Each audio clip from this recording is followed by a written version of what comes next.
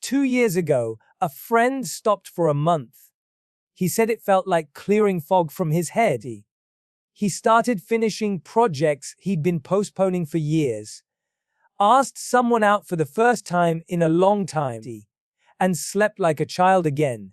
What if quitting one small habit could unlock that same clarity in you? What if the secret to mental focus, emotional strength, and deeper relationships wasn't in adding something new, but in taking something away? Most people never question this habit because it feels private, harmless, even normal. But what if what feels harmless is quietly reshaping your mind, your confidence, your ability to connect? See, every action you repeat, especially the ones done in secret, trains your brain. When that action becomes a reflex for comfort, boredom, or stress, it wires your mind to seek instant relief instead of lasting peace. And that's where the problem begins. Not in the act itself, but in the dependency it creates. When you stop for a while, you begin to see something fascinating. Your brain starts to crave not the act, but the feeling it gives release. Validation, escape. The moment you recognize that, you reclaim power. You realize it wasn't the habit controlling you, it was the emotion underneath it. Loneliness, frustration, emptiness, asking to be seen. And when you face that emotion directly, you begin to grow from it. If you're single, this practice teaches patience, presence, and the ability to see others beyond physical desire. If you're in a relationship, it deepens intimacy, because you stop looking for satisfaction in the easy way out and start seeking it in shared moments of truth. This isn't about guilt. It's about awareness. Awareness that transforms how you see yourself and how you connect with others. There's a psychological principle called neuroplasticity, the brain's ability to rewire itself based on what you feed it. Every time you resist the urge, you're literally strengthening the part of your brain responsible for discipline and emotional control. It's like lifting weights for your mind. Research suggests that when people reduce overstimulation, dopamine levels stabilize, motivation increases, and focus sharpens. That's not magic, that's biology working in your favor. But what's truly interesting is what happens emotionally. You begin to feel things again: joy, anxiety, excitement in their natural form. You stop numbing your emotions and start experiencing them. You start sleeping better, thinking clearer, and speaking with more conviction. You make eye contact differently. People sense it. The energy, the quiet confidence. It's the kind of presence that can't be faked, because it comes from someone who's learned to master their impulses instead of being mastered by them. And that's the real transformation. Not the absence of a habit, but the birth of self-respect. You realize how powerful you are when you don't need to give in to every urge. You start understanding that pleasure is easy, but peace takes strength. So pause for a moment. Ask yourself, when was the last time you felt truly in control of your mind, your time, your energy? If it's been a while, maybe this is your invitation. Try it for a week, not as punishment, but as an experiment in power, presence, and purpose. You might discover that the fog you've been trying to escape was never outside you. It was inside, waiting for you to clear it. Because when you stop chasing quick relief, you start finding real freedom.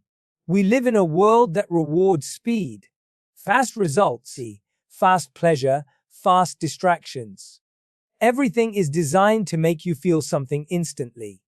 But here's the truth. What comes instantly rarely lasts. The reason so many people fall into this habit isn't because they're weak.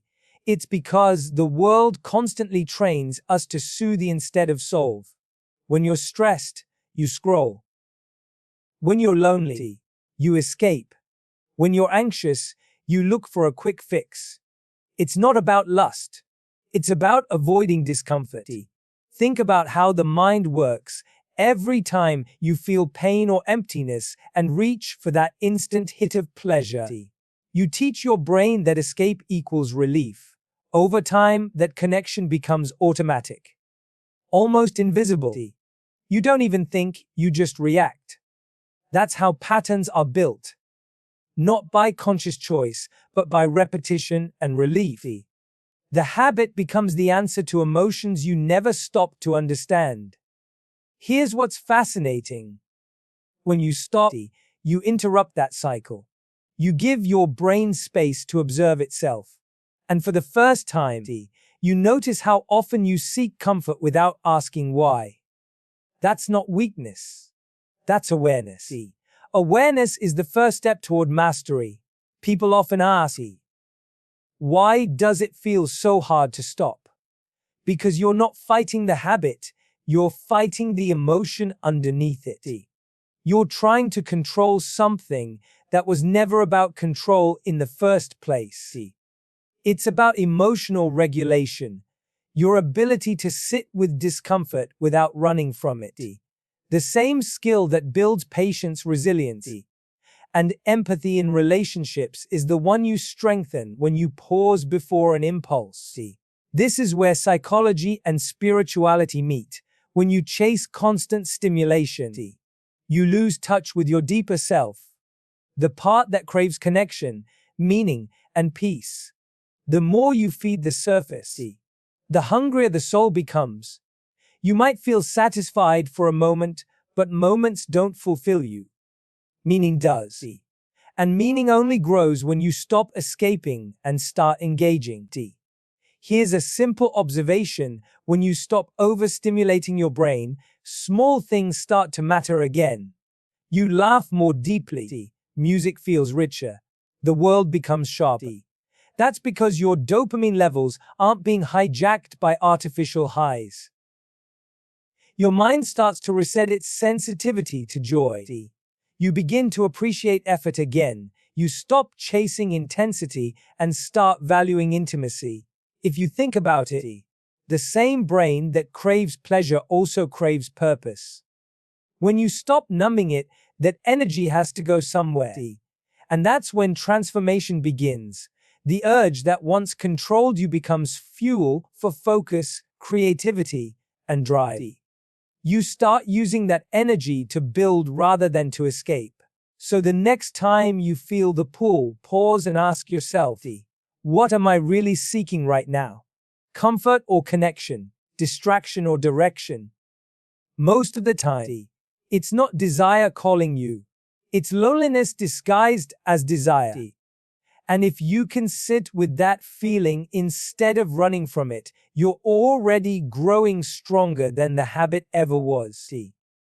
Because true strength isn't in suppression, it's in understanding.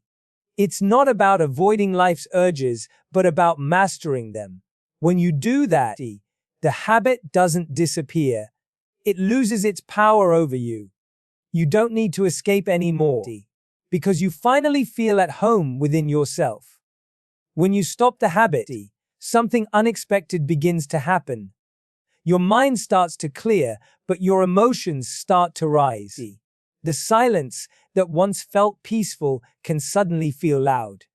That's the moment when most people give up, because they mistake discomfort for failure. But in truth, that's where healing begins. When you stop numbing your emotions, you start hearing them. And sometimes what you hear first is pain. The urge to escape doesn't vanish. It transforms into restlessness, agitation, maybe even self-doubt. But that's not a sign that you're broken. It's a sign that you're waking up. Psychology calls this stage the withdrawal of reward. Your brain has been conditioned to expect constant dopamine surges, and now it's learning to live without shortcuts. The chemical fog lifts, and suddenly you feel everything. Boredom, loneliness, anxiety, emotions that had been buried under layers of instant gratification. But if you can face them, You start building something extraordinary: emotional resilience. The ability to sit in discomfort and still choose awareness. Think about it. Every urge is a message. It's your mind saying, I need connection. I need meaning. I need peace. When you stop responding to that message with a distraction, you start responding with presence. That shift is powerful. It turns pain into insight. It transforms craving into clarity. People often think self-control means restriction, but it's actually liberation. Every time you resist the urge to give in, you prove to yourself that you're not just a collection of impulses. You're a conscious being capable of choice. You start to realize how much of your life has been lived on autopilot. You begin asking deeper questions. What am I chasing? Why do I feel unfulfilled even when I get what I want? And that curiosity opens the door to genuine transformation. As your brain resets, something subtle yet profound occurs. Focus returns. You start noticing how much energy you have, how much sharper your thoughts feel. People around you start noticing it too. You walk differently. You speak with more conviction. There's a calm authority that comes from self-mastery. You stop performing confidence and start embodying it. From a psychological point of view, this happens because the same neural pathways that once fed your habit now redirect toward productivity and purpose. The energy that was scattered in moments of release becomes consolidated in moments of creation. Artists, entrepreneurs, athletes. Many of them unknowingly practice this redirection. They've learned to channel their inner tension into output, not escape. That's what turns energy into excellence. It's like fire. Uncontrolled, it burns everything. Controlled, it lights your path. The same desire that once distracted you can become the very force that drives your discipline, fuels your relationships, and anchors your sense of direction. So the next time you feel that old pull, remember, it's not just temptation, it's potential. It's energy asking for purpose. And when you learn to guide it instead of suppress it, you become unstoppable. Because true transformation doesn't happen when you stop a habit. It happens when you realize that every habit you break gives birth to a higher version of you. More focused, more aware, more alive. There's a moment that arrives quietly, almost without you noticing it. After a few weeks of saying no to the impulse, you wake up one morning and realize something feels different. You feel lighter, calmer, more alert. You look at yourself in the mirror, and for the first time in a while, your eyes don't look tired. They look alive. That's when it hits you. This isn't just about quitting something. It's about regaining something you lost. Your energy, your confidence, your presence. Most people underestimate the power of energy. It's invisible, but it's the first thing others feel when you walk into a room. When you were caught in that old cycle, your energy was scattered, drained in moments of instant pleasure. But when you stop, that same energy begins to gather inside you. You start thinking clearer, moving with intention, speaking with depth. There's a natural magnetism that builds from within. Not because you're trying to impress anyone, but because you've started respecting yourself. In psychology, confidence isn't about arrogance, it's about coherence. It's the alignment between what you think, what you feel, and what you do. Every time you choose discipline over impulse, you strengthen that alignment. You stop feeling fragmented. You stop living in conflict with yourself. And when your inner world becomes consistent, your outer world begins to follow. You make better decisions. You attract better people. You start standing taller, not physically but emotionally. People notice. Your conversations change. You listen more deeply, speak more thoughtfully. You begin to engage instead of escape. This shift in energy doesn't just transform your mental state, it transforms your relationships.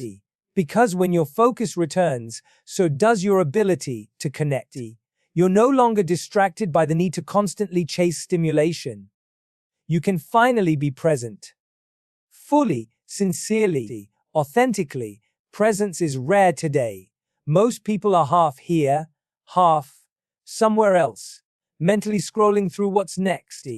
But when you stop feeding that constant loop of dopamine hits, your mind slows down enough to notice. You notice the tone in someone's voice, the details in a smile, the silence between words. That's when connection deepens. That's when intimacy becomes real. If you're single, this new energy becomes attractive in ways you can't fake.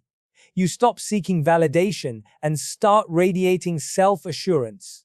You attract people who are drawn to your calm, not your chaos. And if you're in a relationship, this same energy creates a deeper bond.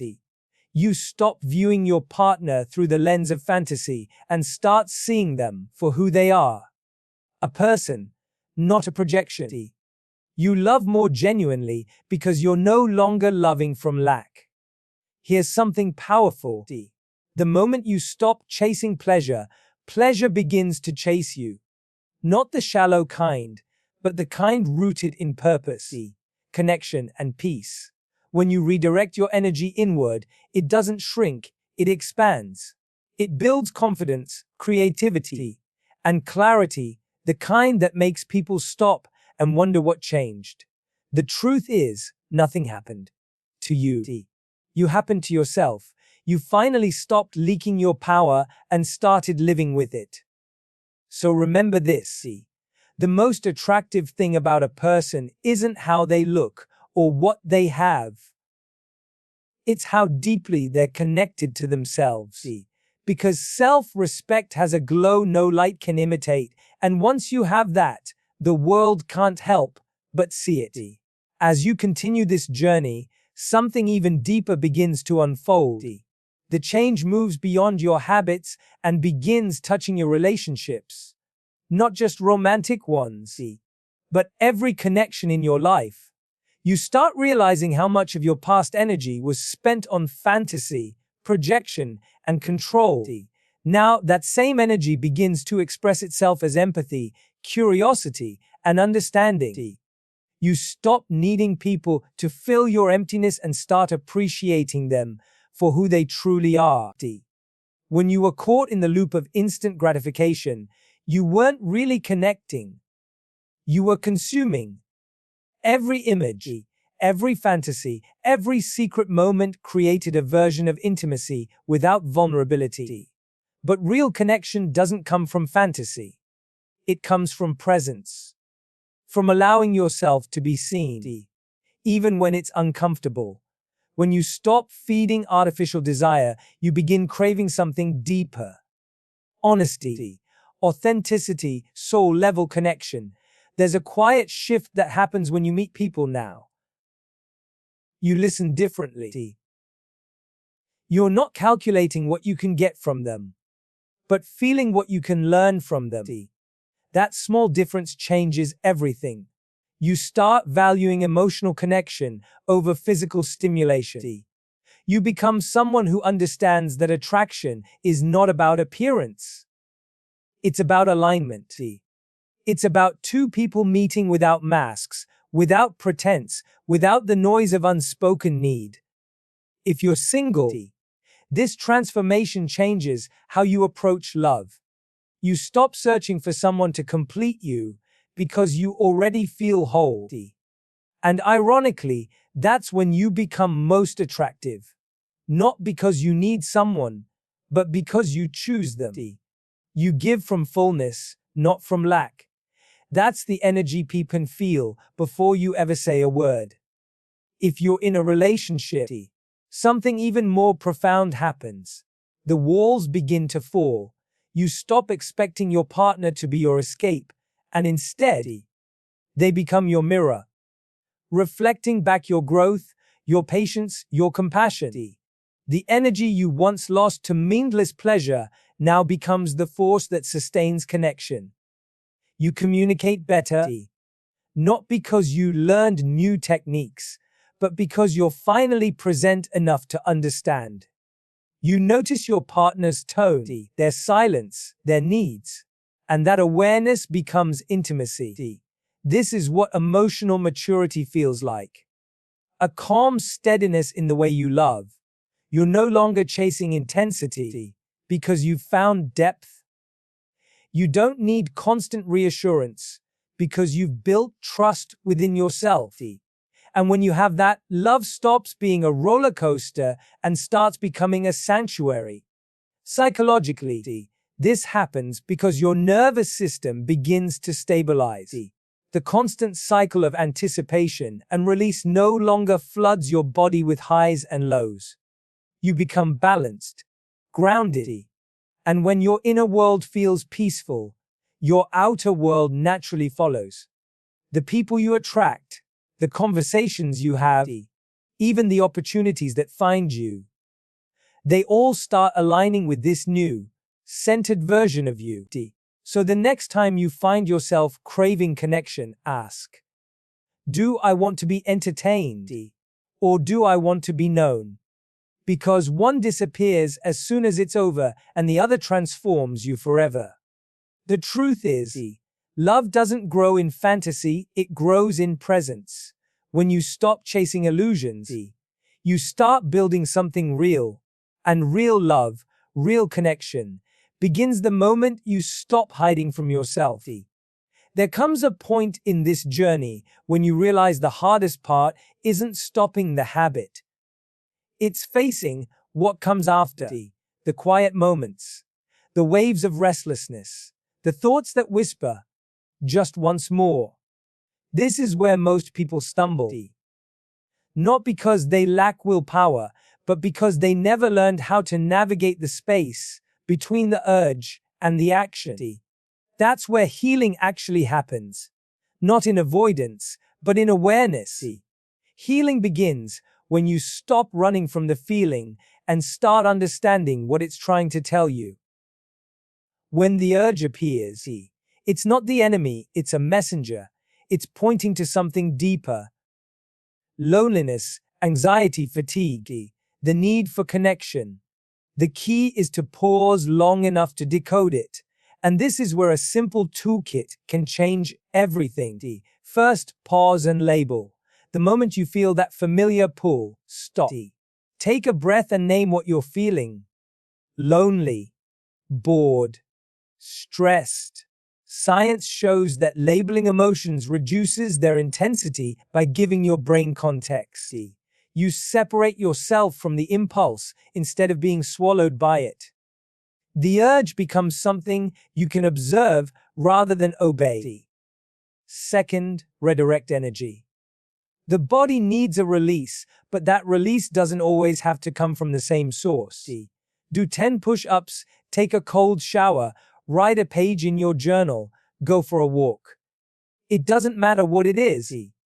As long as it channels that energy outward instead of inward, you're retraining your mind to see challenge as movement, not stagnation. Over time, that redirection becomes automatic, a new reflex built on awareness. Third, reconnect. Once the intensity passes, reach outward. Call someone, message a friend. Or if that feels too much, write one honest line to someone you care about. Something real. Vulnerability is a bridge, isolation is a cage. Each time you reach out, you remind your nervous system that connection is available without shame, without secrecy. These 3 steps, pause, redirect, reconnect, sound simple, but practiced consistently, they rewire the mind. They build resilience. They remind you that you are capable of feeling, of transforming, of choosing differently. And yes, there will be moments when you slip. That's okay. Growth isn't a straight line, it's a spiral. Every time you fall and rise again, you rise a little higher with a little more wisdom. The goal isn't perfection, it's presence. Every day you choose awareness, you strengthen your emotional muscle. You begin to trust yourself again. Remember, this is not medical advice. And if you ever feel trapped in patterns that feel uncontrollable, reaching out to a professional is a sign of strength, not weakness. Everyone's journey is unique. What matters is that you keep showing up for yourself, even when it's uncomfortable. Especially when it's uncomfortable. Because the truth is, freedom isn't found in denying the urge. It's found in understanding it. Every time you meet that moment with awareness instead of avoidance, you reclaim a piece of yourself. You learn that your power doesn't lie in control, it lies in choice. So when the next wave comes, don't run. Breathe.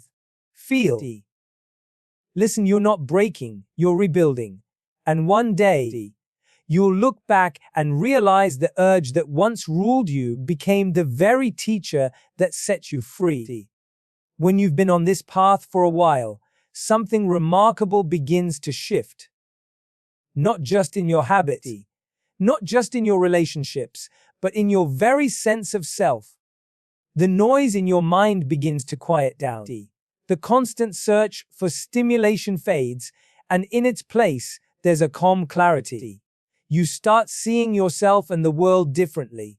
What once felt like sacrifice now feels like freedom. You realize you're no longer living for the next high, the next escape, the next release. You're living for something deeper. This is the point where many describe a kind of awakening. It's not mystical, it's psychological.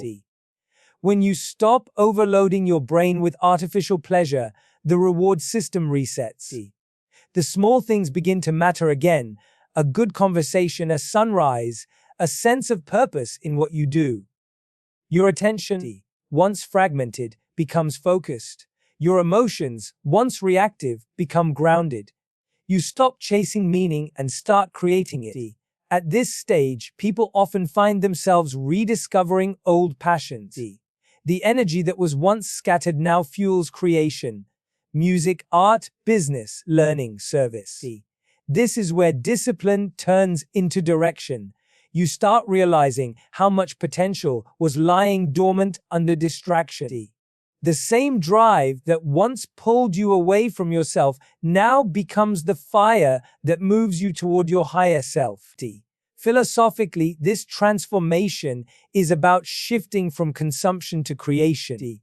You no longer need constant input because your fulfillment now comes from output, from contributing, from expressing, from building. It's one of the most empowering realizations you can have.